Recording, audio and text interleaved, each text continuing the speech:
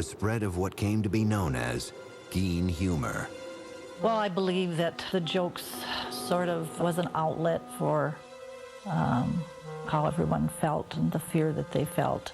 One of them was, what was Ed's favorite dessert? And he says, lady fingers. Ed Gein gave his girlfriend a present on Valentine's Day. It was a box of farmers' fannies, you know. There were actually people thrown out of the restaurant in Plainfield for going and ordering Gein burgers and things. On January 6, 1958, hearings began to determine if Ed Gein was competent to stand trial for Bernice Worden's murder. Doctors who had evaluated Gein testified that he suffered from schizophrenia. They said he was prone to hallucinations and delusional thinking and believed he was an instrument of God with the power to raise the dead. You know, he'll talk about the most incredible, extraordinary horrors that are totally inconceivable to any normal person, but he does it in the tone as though he's talking about going to the grocery, you know, to buy his provisions for the week. In the end, the doctors said it all came back to Mother. This is the duality of Gein. You know, part of it was a desire to have the physical presence of his mother back with him in that home, whereas obviously another part of the motivation had to do with desecrating the corpse.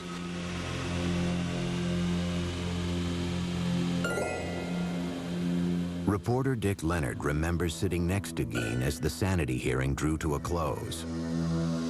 At that moment, he says, he caught a glimpse of the scared, sick man behind the monster. I looked at Ed, and he looked at me, and I could see he was nervous. He was fearful. And he says to me, "What are they going to do to me? What are they going to do to me?" So the judge raps everybody to be quiet. And I had my hand down on the bench here, and he's next to me. And he reaches over and grabs my hand like I was his mother or something. That afternoon, the judge ruled that Ed Gein was legally insane and therefore not competent to stand trial.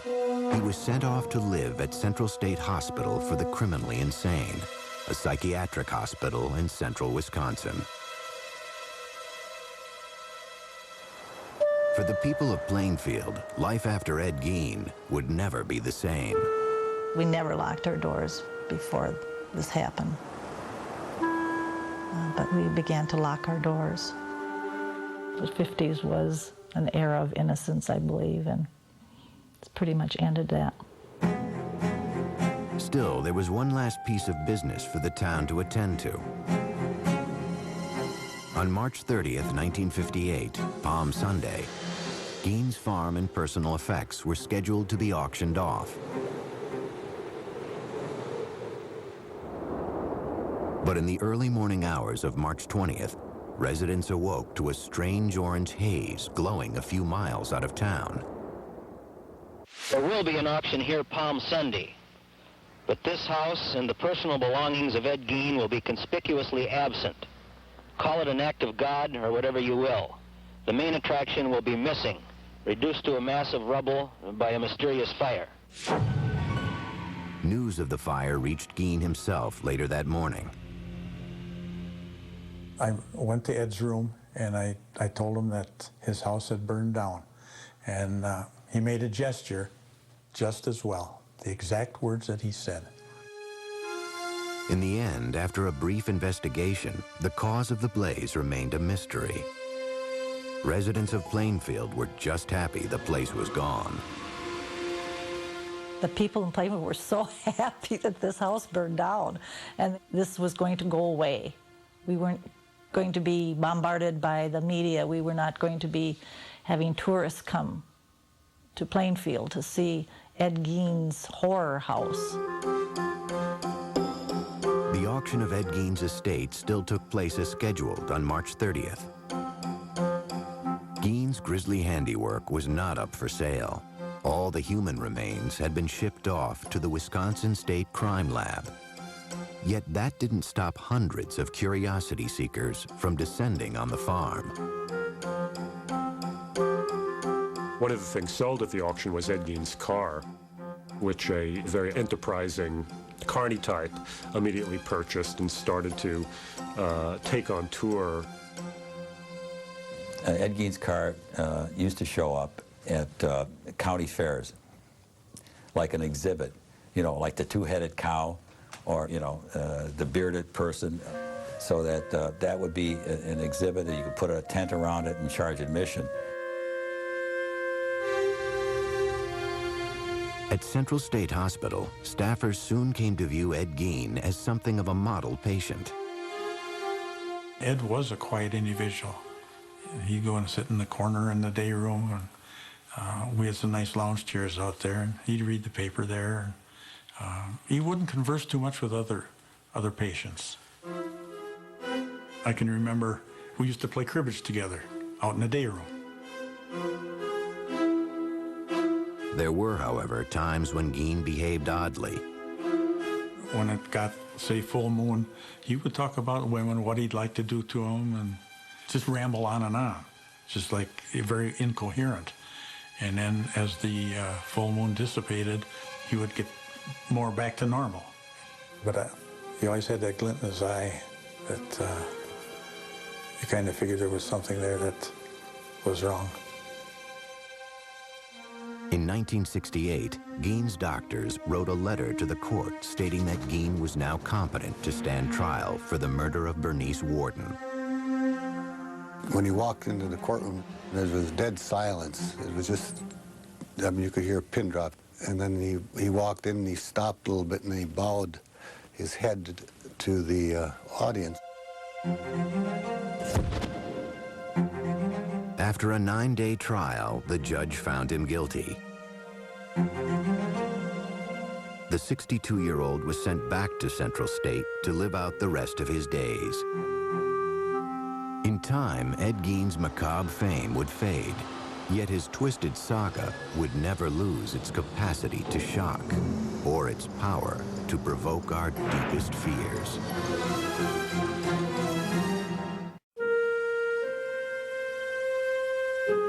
By the early 1970s, an aging Ed Gein was quietly passing his days in a Wisconsin mental institution.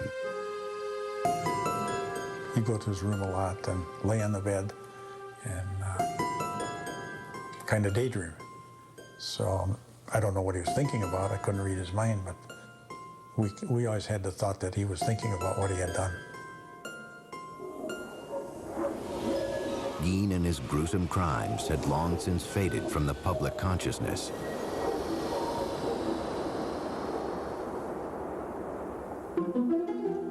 Yet the story of the so-called Mad Butcher of Plainfield had firmly taken root in the darkest reaches of the American psyche.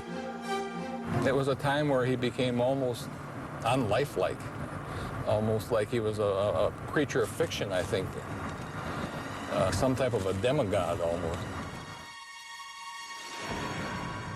My name is Gunnar Hansen. In 1973, I killed 4 people. I was Leatherface in the Texas Chainsaw Massacre. When Texas Chainsaw Massacre was released, it played predominantly in drive-ins. And to say there was an uproar over it would be an understatement. You know, teenagers went in their cars looking for a good time. And what they were exposed to was literally 90 minutes of pure hell. Directed by Tobe Hooper, the film featured a character named Leatherface, who wore a mask made of human skin. During the filming, late one night, Tobe told me that this was based on Ed Gein, very loosely. I mean, what he said was that Ed Gein was the inspiration for the family, that if you take essentially the fact that they made furniture out of bones, that they had skin lamps, that they might be cannibals, and that Leatherface wore a mask, those characteristics were lifted from Ed Gein. What Leatherface really is Ed Gein as a little child would imagine him to be. Because these crimes were real, we had to make Leatherface into this hulking monster who wears a mask of human flesh and wields a chainsaw, instead of being the boy next door who does these horrible things. 17 years later, a different take on the legend of Ed Gein would help make the film The Silence of the Lambs a critical and commercial hit. If you look at The Silence of the Lambs, where the Buffalo Bill character is trying to make a skin suit out of women's body parts, which is something that's based directly on Gein. The killer, the grave robber, all of the things that, you know, you want to get into a good horror story, he was there. He was their source. Because the imagination could take Ed Gein anywhere, and it has. The irony is that as twisted as Norman Bates was, as terrifying as Leatherface wielding his chainsaw is, and as pathologically insane as Buffalo Bill is, Gein was worse. Gein had everything these characters had in spades. 2001 saw the release of a low-budget independent film about the life of Ed Gein. I thought Ed Gein would be a good topic for a movie just because of the mindset of this person. This person who lives by himself with his fantasies and with just his loneliness and his mental illness, eventually steps over the line and becomes a killer. On July 26, 1984, Ed Gein died of respiratory failure. He was 77 years old. There wasn't too much emotion at that time. There wasn't much talk going on in town other than he's gone. He's dead.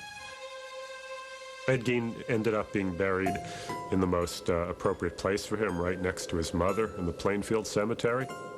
You know, ever since her own death in 1945, it had been his great dream to get back to her, and finally in death he had achieved that. Sometime after his death, Ed Gein's tombstone was stolen from the ground. It was eventually recovered and is currently being kept in storage at the Waushara County Sheriff's Department. To this day, however, groundskeepers at Plainfield Cemetery still find flowers and letters that have been left at his grave. There's no way in the world that anyone could ever decipher completely or even intelligently what Ed was thinking or doing. It's not the nature of man to do the things that he did. It's an aberration. The fact that Ed Gein was a sick man mentally, I don't think that mattered to any of us. He did some horrible things no matter what his condition was, and so we had no sympathy for the man. Mr. Gein was an example of a monster that was in hiding. He was not known to his neighbors. He presented a facade of normality to them, and that's why he literally could have the mask of sanity over the whole situation until he was discovered. Obviously, we can never really know. To ask what made Ed Gein is ultimately as unknowable as to ask what made Mozart Mozart. You just don't know.